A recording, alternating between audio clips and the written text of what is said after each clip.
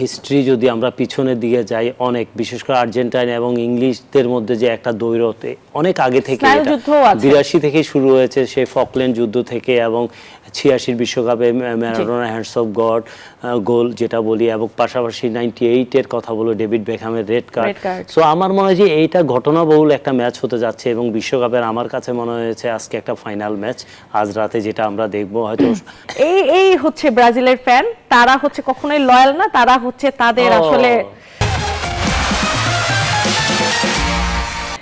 দর্শক। এর মধ্যে কিন্তু 2026 world cup, FIFA world cup কিন্তু তার প্রথম ফাইনালিস্ট পেয়ে গেছে। কালকে আমরা সবাই দেখেছি ফ্রান্সের ফরাসিদের আসলে অসহায় আত্মসমর্পণ স্পেনের কাছে। এমন ম্যাচ আসলে কেউই প্রত্যাশা করেনি। পিওর ডমিনেন্স দিয়ে আসলে স্পেন কিন্তু পৌঁছে গেছে ফাইনালে। এছাড়াও আজকে কিন্তু আছে যে স্পেনের প্রতিপক্ষ কে হবে, একটা হাই ভোল্টেজ ম্যাচ আজকে রাতে আছে, যেটা আসলে খেলার বাইরে অনেক কিছু। এই ম্যাচটা শুধুই খেলা না, এই ম্যাচটা মনে করিয়ে দেয় 86-র হ্যান্ড অফ গড। এই ম্যাচটা মনে করিয়ে দেয় 1982 সালের ফকল্যান্ডের যুদ্ধ। এই ম্যাচটা মনে করিয়ে দেয় 98 সালে বেকহামের রেড কার্ড। এই ম্যাচটা অনেক কিছু মনে করিয়ে দেয়। সেই ম্যাচ আজ রাত 1টায়, ইংল্যান্ড ভার্সেস আর্জেন্টিনা। এই ওয়ার্ল্ড কাপের সবচেয়ে টিকেটের দাম সবচেয়ে বেশি কিন্তু এই ম্যাচটাকে ঘিরেই। সেই ম্যাচে কি হতে যাচ্ছে, কে হতে যাচ্ছে আসলে স্পেনের প্রতিপক্ষ ফাইনালে, সেই সবকিছু নিয়ে আজকে কথা বলবো। আপনাদের সবাইকে স্বাগত জানাচ্ছি ফিফা ওয়ার্ল্ড কাপ 2026 উপলক্ষে নিউজ 24 এর বিশেষ অনুষ্ঠান সজন সিপিভিসি প্রেজেন্স বিশ্বকাপ উন্মাদনা পাওয়ার্ড বাই সজন মেটাল। আপনাদের সঙ্গে আছে আমি পিঙ্কি সানোয়ার, এবং আজকে আমার সাথে স্টুডিওতে আছেন এমন একজন যিনি আসলে তার দলও বদলাতে থাকে, তিনি জার্সিও বদলাতে থাকেন। ব্রাজিলের পরে পর্তুগালের পরে ফ্রান্স, এখন বেলজিয়াম, আর তিনি এখন এসেছেন আর্জেন্টিনাকে হারানোর জন্য ইংল্যান্ডের জার্সি পরে। আমার সঙ্গে আছেন বাংলাদেশ জাতীয় দলের সাবেক তারকা ফুটবলার বিপ্লব ভট্টাচার্য। হ্যালো দাদা, আমরা হাঁপাই যান না এতগুলো জার্সি বদলাতে বদলাতে? একটা আর্জেন্টিনা জার্সি পড়লেই তো হয়ে যেত। কেন আর্জেন্টিনা জার্সি পরবো? এত সুখী ফ্যান বেস কোথায় আপনি পাবেন? যদি হোস্ট হিসেবে আর্জেন্টিনা জার্সি পরে আসেন, তাহলে অবশ্যই আমি গেস্ট হিসেবে একটা অন্য টিমে পড়তে পারি। দেখেন আমি একটা জার্সিতেই আছি, আমরাও একটা জার্সিতে, আমাদের হৃদয় জুড়ে ব্রাজিল। আজকে এটা শুধু আপনারা এই যে শো এর জন্য এটা পড়তে হয়েছে, ডিউ টু খেলাটা ইংল্যান্ডের সাথে আর্জেন্টিনা জার্সি বলে কি খুশি ছিল? না, আমি আর্জেন্টিনা কেন পরবো ভাই? আমি তো এটা পরবো না। আমি মেসিকে ভালোবাসি, কিন্তু আর্জেন্টিনাকে নয়। এই হচ্ছে ব্রাজিলের ফ্যান, তারা হচ্ছে কখনোই লয়াল না, তারা হচ্ছে তাদের আসলে রূপ বদলাতে থাকে। এই পর্বে না চাই, তারা একটু খেলায় ফিরতে চায়। কালকের ম্যাচটা নিয়ে আগে শুরু করতে চাই। কালকের ম্যাচে আসলে স্পেন ভার্সেস ফ্রান্স, কেউ কিন্তু এক্সপেক্ট করেনি এমন একটা খেলা যেখানে পিওর ডমিনেন্স দেখিয়ে আসলে স্পেন থ্রু করেছে, এবং ফ্রান্সের অসহায় আত্মসমর্পণ। না, অসহায় আত্মসমর্পণের চাইতেও আমার কাছে মনে হয়েছে যে গত রাতে যে ম্যাচটা আমরা দেখেছি স্পেশালি স্পেনের কাছে, আমার কাছে এই ওয়ার্ল্ড কাপের সবচেয়ে বেস্ট ম্যাচ খেলেছে। যদি আপনি দেখেন এই ম্যাচটাকে, এই যে আমরা যেই স্পেনের টিকে টাকা ফুটবল ওই যে 2010-এ শুরু করেছে, সেই ফুটবলের চাইতে এইটা টোটালি ডিফারেন্ট ছিল। হাই প্রেসিং এর পাশাপাশি বল লস করার পর যেভাবে স্ন্যাশ করে আবারও বলটাকে নিয়ে নাও, রিগেইন করা, এখানে কোনো জায়গা দেয়নি, কোনো স্পেস তৈরি করতে দেয়নি ফ্রান্সকে। স্পেশালি যদি বলি যে ফ্রান্স টিমের কিন্তু আপনার অসাধারণ লাইন আপ। আপনার উপরে যদি আপনি ধরেন বিশেষ করে অলিসে, বারকোলা, ডেম্বেলে এবং এমবাপে, গত রাতে কিন্তু তাদেরকে খুঁজে পাওয়া যায়নি আমার কাছে মনে হয়েছে। আর সবচেয়ে বড় জিনিস যেটা আমার কাছে মনে হয়েছে ফ্রান্সের, সেটা হলো তাদের কম্বিনেশন, উইনিং কম্বিনেশন ভেঙে ফেলেছে। দাদা, এই বিষয়টা কথা বলতে চাই। ফ্রান্সের কিন্তু আগের ম্যাচগুলো কিন্তু কিছুটা এরকম ছিল যে তারা তাদের ফরওয়ার্ডের কারণে, তাদের বেস্ট অ্যাটাকিং যে লাইন আপ আছে সেটার কারণে তারা ম্যাচ বের করতে পেরেছে, কিন্তু তাদের মিডের যে উইকনেসটা সেটা কিন্তু এক্সপোজ হয়েছে কালকে। তারা কালকে বিল্ড আপ করতে পারেনি, প্রতিটা বিল্ড আপে কিন্তু আসলে স্পেন তাদেরকে ব্লক করেছে। তারা আসলে থ্রু বলে খেলে, কাউন্টারে খেলে অভ্যস্ত ফ্রান্স। সেই জায়গাটাতে আসলে কালকে স্পেন এমনভাবে তাদেরকে ব্লক করেছে, এমবাপ্পেকে কালকে দেখে মনে হয়েছে যে তাকে আসলে মাঠে খুঁজে পাওয়া যায়। সবচেয়ে বড় হলো যে দুইটা উইং ব্যাক স্পেনের, আপনি কুকুরেলা এবং পেড্রো পেরো, এই দুজন কিন্তু প্রথম থেকেই দেখুন আপনি অ্যাটাকে যখন যায় তখন মানে ওরা জানতো যে ফ্রান্স কিন্তু দুর্দর্শ হলো কাউন্টার অ্যাটাকগুলোতে, বিশেষ করে তাদের যে থ্রোই স্ট্রাইকাররা আছে ওয়ার্ল্ডের বেস্ট আমরা যাদের বলি। সো আমার মনে হয় যে এখানে ফ্রান্স টিম যখনই অ্যাটাকে আসছে বলটা খুব তাড়াতাড়ি কিন্তু লস করেছে, এবং লস করার সাথে সাথে কিন্তু স্পেন তাদের যে ফুটবলটা মানে ফ্রান্স কিন্তু 5টা পাসও কালকে খেলতে পারেনি ডিউ টু আপনার এখানে মিডফিল্ড টোটালি কন্ট্রোল করেছে স্পেন, এবং স্পেন টিমের রুড্রি এবং রুইজের কথা বলবো, যেই অসাধারণ পারফরমেন্স করেছে, অপোনেন্ট টিমের প্রত্যেকটা আক্রমণ নস্যাৎ করেছে, এবং ডার্টি প্লে যেটা বলে আমরা যে বুস্কেটের কথা বলতাম, যে বুস্কেট যাওয়ার পর এই যে রুইজ এবং রুড্রি যে গত রাতের ম্যাচটা দেখেছি, ওদের যে অসাধারণ লাইন আপ টোটালি খেলতে দেয়নি। আর তাছাড়া আমার কাছে মনে হয়েছে ফ্রান্স টিমের স্পেশালি চুয়ামেনির কথা বলবো, কোনের সালিবার বের হয়ে যাওয়াটা আসলে দুঃখজনক, এবং কোনের কথাও বলবো, কোনেকে কিন্তু এর আগের ম্যাচে কন্টিনিউয়াস সে খেলেছে, এবং উইনিং কম্বিনেশনের সাথে যে র‍্যাবিওর সাথে যে একটা কম্বিনেশন ছিল। বারকোলাকে নামানোর ডিসিশনটা আপনার কাছে কেমন লাগে? যে আসলে উইনিং কম্বিনেশন ভেঙে বারকোলাকে কালকে সুযোগ দেওয়া হয়েছিল একটা ট্রাম্প কার্ড হিসেবে আসলে ইউজ করার জন্য, অ্যাটাকটাকে আরো বাড়ানোর জন্য, কিন্তু সেটাই কিন্তু আমার কাছে মনে হয়নি এখানে কোনো বেটার কিছু আমরা দেখতে পাইনি, বিশেষ করে কুকুরেলা এবং রাইট সাইডে পেড্রো পেরোরের যে অসাধারণ ডিফেন্ডিং এর পাশাপাশি অ্যাটাকিং এ অসাধারণ ছিল দুজনেই। যেই ফ্রান্সকে আসলে সবাই কাপ দিয়ে দিচ্ছিল, এবং যেই ফ্রান্স আসলে অ্যাটাকিং এ এত বেস্ট, তারা ফার্স্ট হাফে একটা শট অন টার্গেটে নিতে পারেনি। স্পেন তাদেরকে আসলে কতটা বোতলবন্দি করে রেখেছিল, এটা আসলে সেটারই প্রমাণ। এটা প্রথম থেকেই ছিল। দেশমের আসলে স্ট্র্যাটেজিকে কি বলবেন?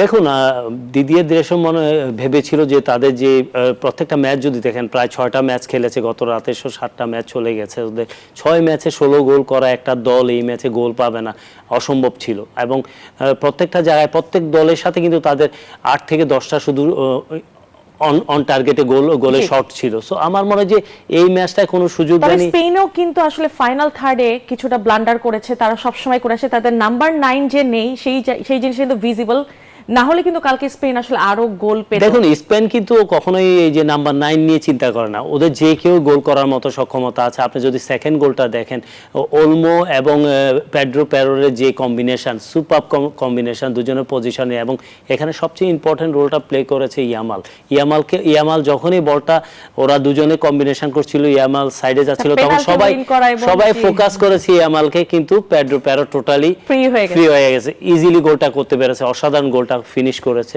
সো আমার মনে হয় ইয়ামাল এবং ওদের কম্বিনেশনটা অসাধারণ ছিল। একটা টিম কালকে স্পেন ছিল, এবং তারা ঘোষণা দিয়ে আসলে ফ্রান্সকে হারিয়েছে, টানা 3বার আসলে ফ্রান্সকে তারা হারিয়েছে, এবং তারা ফাইনালে ওয়েল ডিজার্ভ টিম হিসেবে উঠেছে।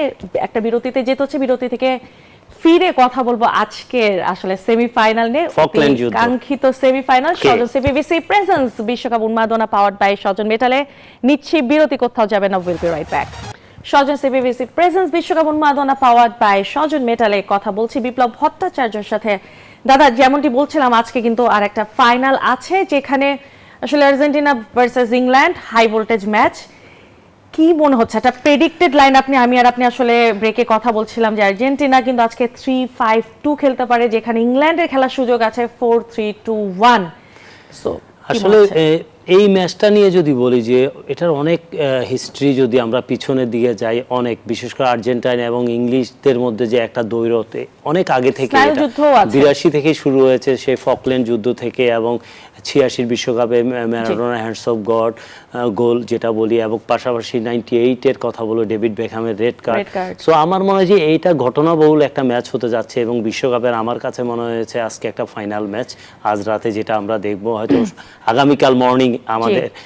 এটা কিন্তু হতে পারে মেসির শেষ বিশ্বকাপের শেষ ম্যাচ। মেসি এর আগে কখনো কিন্তু আসলে ইংল্যান্ডের এগেইনস্টে খেলেনি। ইংলিশ মিডিয়া কিন্তু এরই মধ্যে আসলে মেসিকে ঘুম পাড়িয়ে দিয়েছেন। ইংলিশ মিডিয়া যদি ঘুম পাড়িয়ে দিয়ে থাকে তবে এটা ভুল করবে, কারণ আমি মনে করি যে মেসি ইজ আসলে আউটস্ট্যান্ডিং এক প্লেয়ার। আর আমরা যদি বলি যে মেসির এটা বিশ্বকাপ শেষ, এটা আমি মানতে নারাজ, কারণ মেসির যে ফুটবল শৈলী, এখনও যে ফিটনেস, তো আমার মনে হয় যে মেসি যদি বড় ধরনের ইনজুরি না হয়, হয়তো 2030-এ আমরা দেখতে পাবো শতবর্ষের যে বিশ্বকাপ, সেই বিশ্বকাপও দেখতে পাবো নিশ্চয়ই। দাদা, আসলে যদি দুই টিমের খেলা একটু অ্যানালাইসিস করি, দুই টিমই কিন্তু আসলে যথেষ্ট স্ট্রাগল করে সেমিফাইনাল উঠেছে, কেউই কিন্তু আসলে ক্লিন ফুটবল খেলে খুব ডমিনেট করে সেমিফাইনালে ওঠেনি। এর মধ্যে যদি আমরা দেখি, সবচেয়ে বেশি গোল কিন্তু আর্জেন্টিনার করা আছে, তারা এক্সট্রা মিনিট পর্যন্ত প্রচুর খেলেছে, সো সেই দিক থেকে দেখতে গেলে কিন্তু আর্জেন্টিনা মেন্টালি অনেকটা এগিয়ে থাকবে। দেখুন আর্জেন্টিনা এগিয়ে থাকবে ট্রুলি যদি বলি। আর্জেন্টিনার লাস্ট 3টা ম্যাচ যদি দেখেন আমরা যে কি বলে নকআউট স্টেজের 3টা ম্যাচ পরপর এবং কামব্যাক করাগুলো অসাধারণ কামব্যাক ছিল। বিশেষ করে এখনো কিন্তু আমাদের আর্জেন্টিনাতে যদি আমি দেখি মেসি নির্ভর, যে মেসির প্রতি যে মেসি কিছু করলে এক্সট্রা অর্ডিনারি কিছু করলে টিম জিতে বা টিম বের হয়ে যাচ্ছে, গোল পাচ্ছে, এই জিনিসটা থেকে বের হতে এখনো মনে হয়েছে আর্জেন্টিনা টিমটাকে সময় নিচ্ছে। আমি যদি একটু দ্বিমত পোষণ করি, আপনি দেখেন যে অনেকটা মেসি নির্ভর থেকে কিন্তু আর্জেন্টিনা বের হয়েছে, তাদের কিন্তু আসলে মিড গোল পাচ্ছে, তাদের ডিফেন্স গোল পাচ্ছে। আপনার কথা আমি একদম এটা ঠিক আছে, গোল পাচ্ছে, কিন্তু গোলটা কখন পাচ্ছে আপনি দেখুন লাস্ট ম্যাচটাও যদি আমরা দেখি, আপনি কম্পেয়ার করে দেখেন সুইজারল্যান্ডের সাথে 72 মিনিট পর্যন্ত আপনি চিন্তা করতে পারেননি যে ম্যাচটা জিততে যাচ্ছে সহজে, কারণ তখন 72 পর্যন্ত কিন্তু রেড কার্ড খায়নি।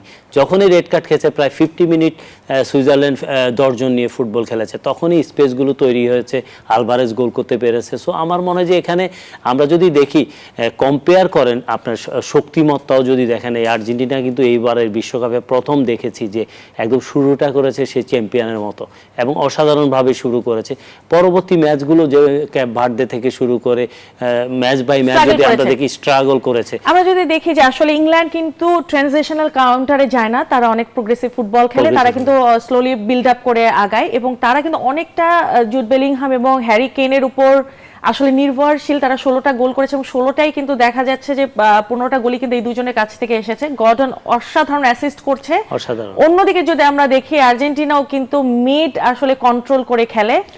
এইখানে কি মনে হচ্ছে তারা কোনোভাবে যে ইংল্যান্ড আসলে they can destroy Argentina in any way? দেখুন আমার কাছে মনে হয় যে মিডফিল্ডটা যদি কথা বলি, ডেকলান রাইস এবং আপনার অ্যান্ডারসনের কথা বলি, এবং এক সাইডে সাকা, এক সাইডে বেলিংহাম, আরেক সাইডে গর্ডন, এইজটা যদি দেখেন এখানে আর্জেন্টিনার গড় যদি আমরা এজ দেখি প্লেয়ারদের মিনিমাম 30+, একমাত্র ধরেন আপনার এখানে যদি আর্জেন্টিনা টিমে যদি আমার মনে হয় যে এই ফার্নান্ডেজ এবং বিশেষ করে মাঝখানে যে ফার্নান্ডেজের কথাই বলবো স্পেশালি, এবং আলভারেজের কথা বলবো, এই দুজনের এজ কিন্তু 25-এর কোটায় 25 থেকে 26, কিন্তু আদার যদি আর্জেন্টাইন প্লেয়ারদের কথা বলি, ওরা যে এতগুলো ম্যাচ খেলেছে এক্সট্রা টাইম নিয়ে, পরবর্তী আর্জেন্টিনা টিমটা কিন্তু প্রত্যেকটা ম্যাচে আমরা দেখেছি একটা সময় গিয়ে মনে হয় যে টায়ার্ড মনে হচ্ছে ডিউ টু এই যে একটা যেখান থেকে আসলে অপোনেন্ট খেলা ছাড়ে, এটা মনে করে যে আসলে আর্জেন্টিনা টায়ার্ড হয়ে গেছে, আমরা জিতে যাচ্ছি এবং ম্যাচটা ছাড়ে, ওখান থেকে আর্জেন্টিনা কিন্তু ম্যাচ বের করেছে।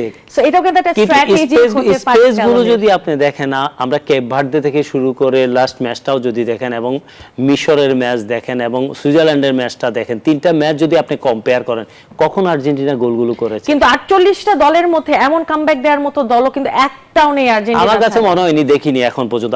এই জন্যই বললাম প্রথমে যে আর্জেন্টিনা যে কামব্যাক করেছে, এটা কি প্রতিদিন সম্ভব? প্রত্যেক ম্যাচ সম্ভব। আমার কাছে মনে হয় যে ওই 3টা ম্যাচ খেলেছে কার সাথে, এখন খেলবে ইংল্যান্ডের সাথে। এই ম্যাচটা যদি বলি একটা আলাদা একটা ব্যাটেল। আপনি এই ম্যাচটাতে ইংলিশ যে মিডফিল্ড থেকে শুরু করে আপনার ডিফেন্স লাইন, সো আমার কাছে মনে হয় যে অনেক কম্প্যাক্ট এবং তারা কিন্তু অনেক। তবে আসলে ইংল্যান্ডের মিডিয়া যেভাবে আসলে মেসিকে পোক করেছে কিংবা আর্জেন্টিনাকে পোক করেছে, এইটা কিন্তু আসলে দেখা গেছে যে যখন বিশ্বের সবচেয়ে ডার্টি টাইপ অফ যদি সাপোর্টার থাকে ইংলিশ সাপোর্টার, এটা আমরা সবাই ইংলিশ মিডিয়া থেকে সাপোর্টার যারা আছে, আপনি এখন সোশ্যাল মিডিয়াটাকে তারা কিন্তু কন্ট্রোল করে, বিশেষ করে আপনি যদি দেখেন। সো এখানে আসবেই। তবে ডিপল কিন্তু পারফর্ম করতে পারছে না আজকে। মনে হচ্ছে যে ডিপলকে আসলে বেঞ্চ করলেও করতে পারে, কারণ সিঙ্গেলে রাইটে খেলেন এবং বামে যদি তিনি আসলে গঞ্জালেসকে খেলান, আমার মনে হয় যে আসলে উইং অ্যাটাকটা একটু ফাস্টার হতে পারে, যেটা আজকের ম্যাচের জন্য গঞ্জালভেস খেলবে লেফট সাইডে যদি 3-5-2 শুরু করে, হয়তো মানে এটা একটা মানে সম্ভাব্য একটা যে দল করেছে। এখানে আমরা দেখেছি যে লাইন আপ 3-5-2, এটা আর্জেন্টিনা কিন্তু এর আগে লাস্ট যে কয়টা ম্যাচ হয়েছে কখনো খেলেনি এই ফরম্যাটে। কিন্তু আমার কাছে মনে হয় যে এই জায়গায় অ্যাডাপ্ট করা, বিশেষ করে যদি অপোনেন্টের দুইটা উইং যদি দেখেন, আপনার সাকা এবং আপনার গর্ডনের কথা বলবো, অসাধারণ ফাস্ট। তবে আর্জেন্টিনা কিন্তু গোলের অভাব হচ্ছে না, তবে তারা গোল কনসিড করছে, 6টা গোল কনসিড করেছে। লেটস সি আসলে দাদা কি হয়। একদম শেষ পর্যায়ে চলে এসেছি, ছোট্ট করে জানতে চাবো যে আসলে আজকে ম্যাচের প্রেডিকশন আপনার কাছে কি মনে হচ্ছে, কি হতে পারে? দেখুন এই ম্যাচটা নিয়ে যদি বলি, হয়তো অনেকে হার্ট ব্রোক হয়ে যাবে, এটা আমার একটা থিং হতে পারে, কিন্তু আমি জাস্ট আমার প্রেডিকশনে আমি বলতে পারি হয়তো ম্যাচটা 2-1 এ জিতবে ইংল্যান্ড। ওকে, দাদার প্রেডিকশন, দাদা আপনাকে অনেক অনেক ধন্যবাদ আজকে এখানে আমাদেরকে সময় দেওয়ার জন্য। একদম Thank you. শেষ পর্যায়ে চলে এসেছি। Thank you. বিপ্লব দাদা কিন্তু আসলে প্রেডিকশন করেছে 2-1 for England, my prediction 2-1 for Argentina. Okay, let's see let's see. কালকে আসলে কি হয়। দর্শক, স্বজন সিপিবিসি প্রেজেন্স বিশ্বকাপ উন্মাদনা পাওয়ার্ড বাই স্বজন মেটালে আজকে এখানে শেষ করছি। আগামীকাল আবারও ফিরে আসবো।